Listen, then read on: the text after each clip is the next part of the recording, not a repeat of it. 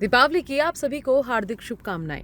शुभेच्छु YPSM homeopathic medical college hospital and research centre. इस वक्त अगर राजस्थान में किसी बात की चर्चा है तो वो है अंता विधानसभा उपचुनाव। यहां कांग्रेस और बीजेपी आमने सामने है और मैदान में उनके साथ हैं निर्दलीय प्रत्याशी नरेश मीणा और अब पूर्व विधायक रामपाल मेघवाल ने मुकाबले को पूरी तरह त्रिकोणीय बना दिया है। पार्टी की रणनीतियों से लेकर बागियों की बगावत तक अब ये चुनाव सिर्फ सीट का नहीं बल्कि सियासी संतुलन का इम्तिहान बन चुका है। बीजेपी ने अपने स्टार प्रचारकों की लिस्ट जारी कर दी है जिसमें 40 बड़े नाम हैं। सबसे पहला नाम है मुख्यमंत्री भजनलाल शर्मा का और वहीं उनके साथ चौथे नंबर पर है वसुंधरा राजे। अंता विधानसभा में वसुंधरा राजे का सीधा प्रभाव रहा है। ये सीट अब राजे की प्रासंगिकता की भी परीक्षा बन चुकी है, मगर चुनावी गणित कहता है कि बिना राजे के जमीनी कार्ड खेले जीत आसान नहीं। यही वजह है कि इस बार अंता में सियासी समीकरण बेहद पेचीदा और दिलचस्प हो चुका है और अब नामांकन के आखिरी दिन पूर्व विधायक रामपाल मेघवाल के मैदान में उतरने से मुकाबला और भी रोचक बन गया है। बीजेपी से टिकट नहीं मिलने के बाद मेघवाल ने बागी होकर निर्दलीय प्रत्याशी के रूप में पर्चा भरा है। उनके समर्थकों ने आतिशबाजी कर चुनावी समर का बिगुल बजा दिया है। तो किस तरह से निर्दलीय भरा गया आपने?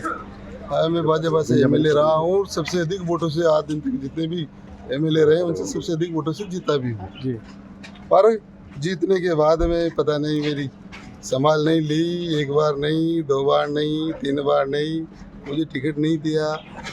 तो मैं अपने विवेक से काम करके स्वतंत्र प्रत्याशी के रूप में आवेदन कर रहा हूँ। मुझे किसी से गिला शिकवा नहीं है, न मैं किसी व्यक्ति विशेष को मतलब चैलेंज करके कहीं नीचा दिखाने की कोशिश नहीं कर रहा। मैं तो मेरे विवेक से स्वतंत्र होके जो मुझे दिख रहा है दलित, शोषित, प्रताड़ित, तो एक पीड़ा होती है दिल में और उस पीड़ा को मैं मेरी आखिरी सीमा में सहन नहीं कर पाया। मैं चाहता हूँ दलित नहीं उदित हैं, चलित हैं, वो चलेंगे।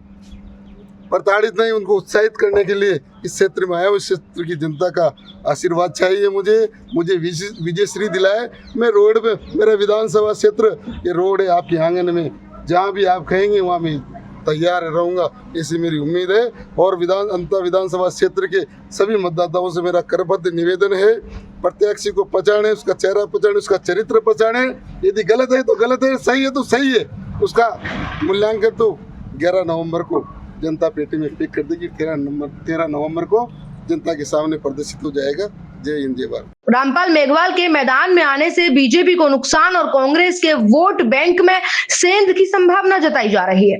उधर बीजेपी संतुलन साधने में जुटी है। ऊपर भजनलाल की छवि, बीच में राठौड़ की सक्रियता और नीचे जमीनी पकड़ में वसुंधरा राजे का। अब सवाल यही है, क्या भजनलाल सरकार की नीतियां और संगठन की रणनीति अंता में जीत दिला पाएगी?